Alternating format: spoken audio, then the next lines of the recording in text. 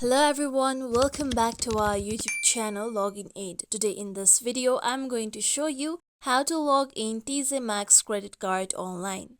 TJ Maxx credit card is designed for frequent shoppers of TJ Maxx that will help them collect rewards. To log in to TJ Maxx credit card online, you can open any web browser available on your device.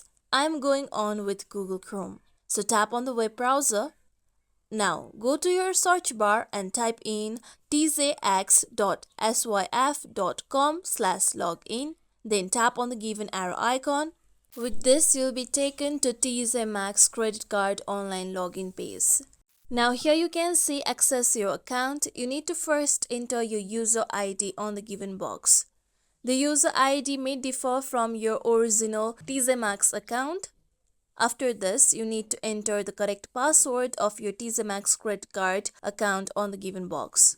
Now, if you want your user ID to be remembered, tap on Remember User ID box. With this, if you don't remember your user ID or password, then you need to tap on I forgot my user ID or password. After you enter all your credentials, tap on Secure Login box.